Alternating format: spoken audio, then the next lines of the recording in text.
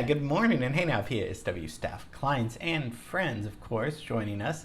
Welcome to Wednesday's class. We're halfway through the week. We had a lot of fun in Rio de Janeiro and in Brazil looking at the great composer Villa-Lobos and those wonderful little Bach pieces that he did. I hope you enjoyed that. And then we looked at your film scoring assignment for the Milagro Beanfield, which is already looking terrific. So thank you for those that have submitted and doing such, hard work on those. I appreciate that. Okay, we're gonna go back to the early origins of rock and roll. We've talked a little bit about how rock and roll started with Little Richard and Elvis, but this guy's even before these guys. I mean, kind of the same as almost a little before Little Richard. He's somebody that deserves a class. Not, like the best kind of music personally, but I do like a lot of his songs a lot. And, but regardless, his contribution is so important to early rock and roll. So we're going to be looking at the really great, charismatic, hilarious, but very talented musician, Louis Jordan. Heading for the station with a pack on my back. I'm tired of transportation in the back of a hack. I love to hear the rhythm of the clickety-clack and hear the lonesome whistle, see the smoke from the stack, and pal around with Democratic fellas named Mac. So take me right back to the track, Jack.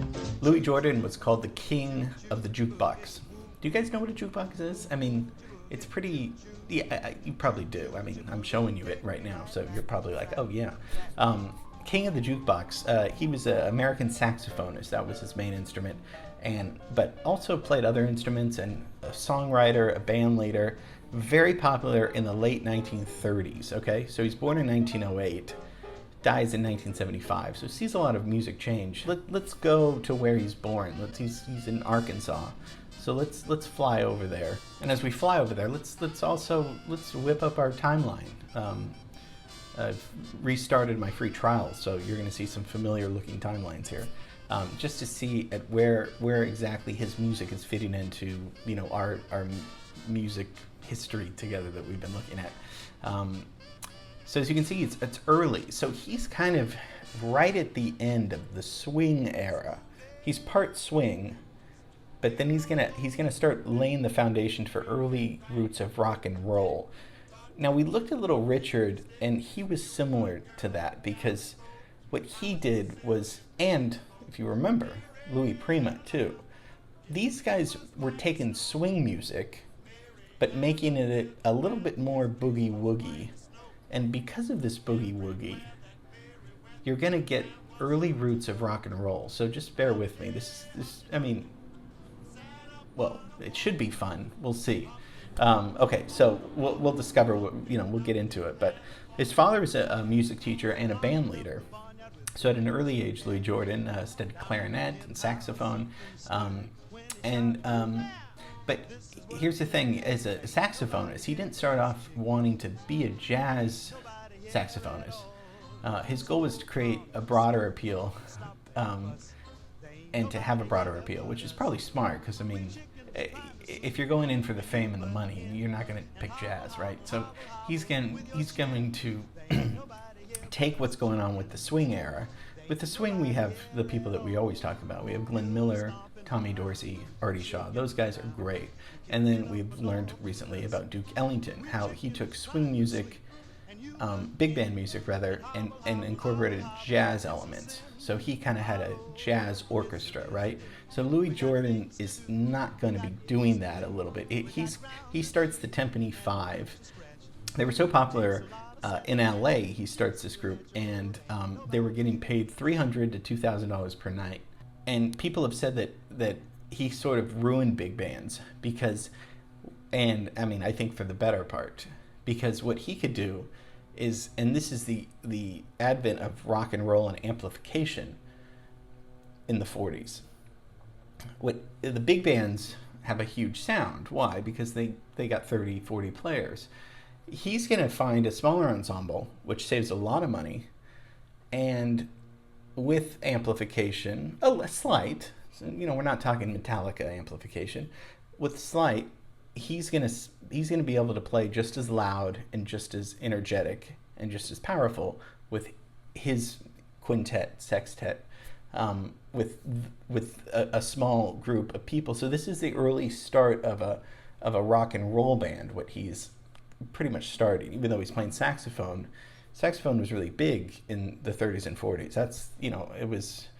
Now you don't hear the instrument as much because you have, the rock goddess and guitar players, which is fine. But he's kind of one of the first rock musicians playing saxophone, and so he's developing a new sound.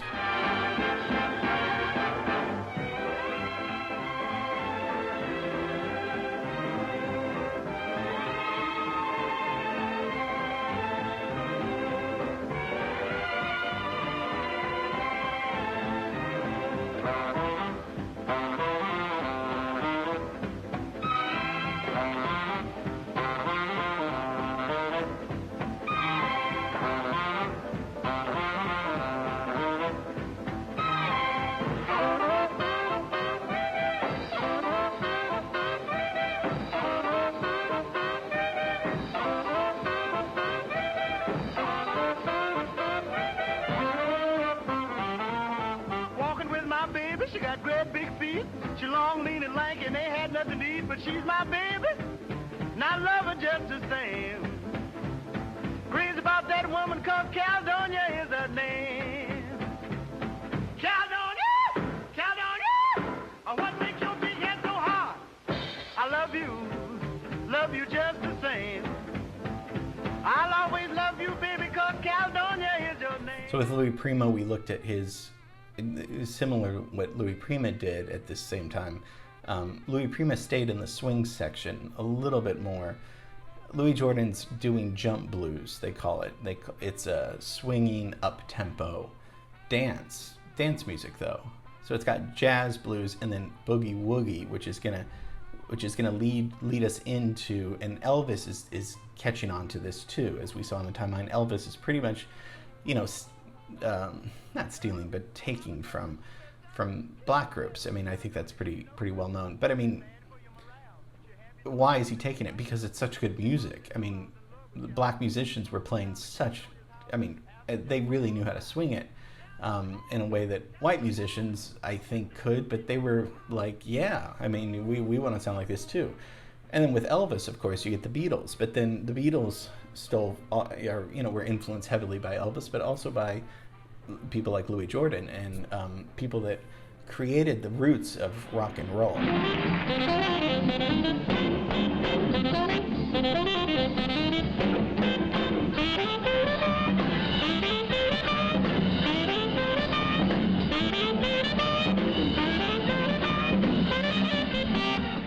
So what we're hearing is syncopated vocals, right? It's funny. He had a great comedic timing. He was in movies too, and made cameos. It's also just really fun music. It's lively. You got the rhythm section, you got the piano, bass, drums, and then an organ and a piano, and then a saxophone. So he's forming an early rock and roll band in the 40s, way before Elvis and the Beatles are starting to, or way before the 60s, I should say, when everybody had a band. He's doing this at an earlier stage.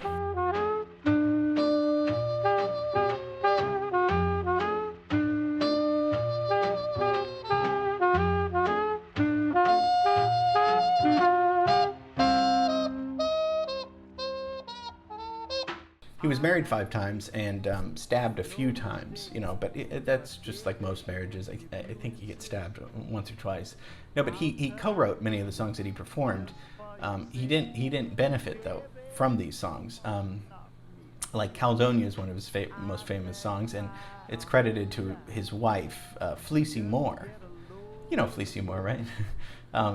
She had a publishing arrangement with him, and so even though their marriage was short-lived, and Moore did stab Jordan after some domestic disputes, almost the second time almost killing him. So she meant business. After their divorce, she got a lot of ownership and credit for some of these songs. Probably not fair, but who knows what kind of a guy personally he was. So maybe it was fair that she got some of that. I don't know. So he died of a heart attack in 1975, and I think his music is really fun, and it's really hard to not acknowledge his importance in the evolution of rock and roll. So that's why we're talking about it.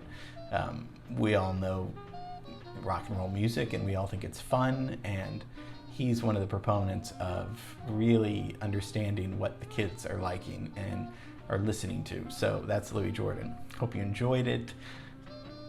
Yeah, I'm getting homesick, so tomorrow we're going to be going back to the town that we all love.